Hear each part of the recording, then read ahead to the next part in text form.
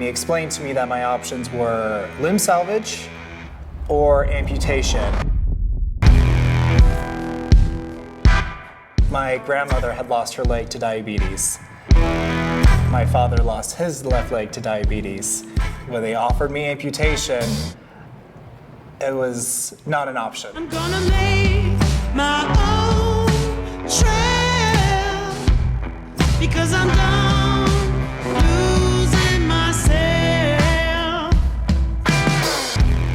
I served 5 years in the United States Army as an infantryman.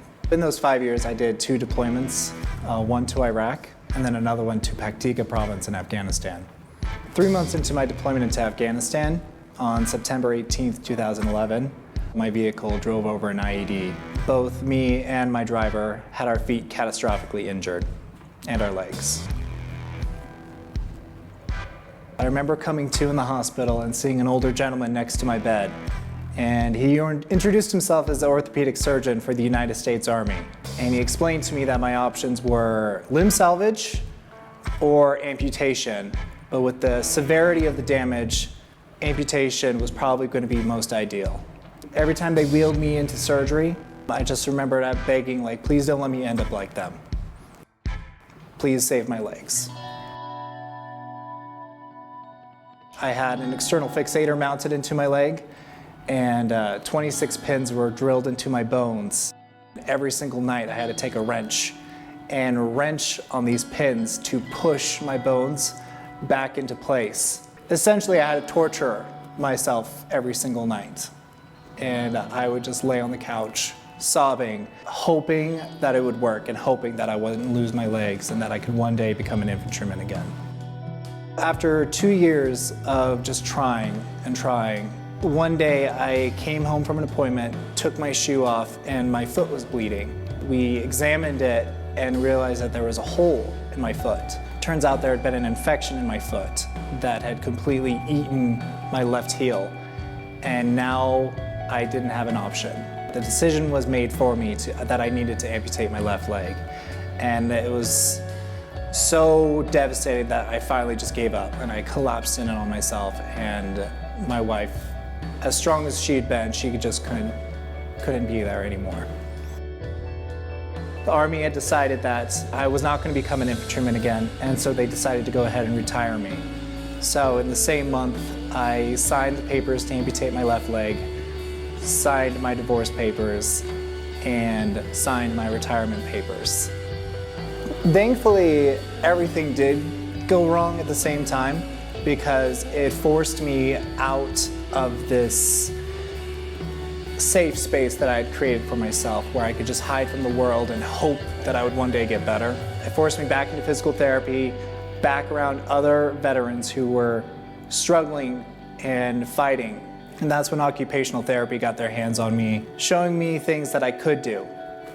You know, whereas before I'd only focused on things that I couldn't do.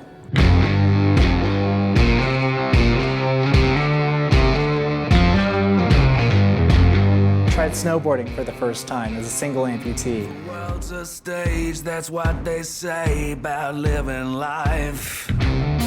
It was excruciating because I still had my salvaged right leg that had been fused. And it was just the most freeing experience. It was the first time I thought of the things I could do if I just went ahead and amputated it.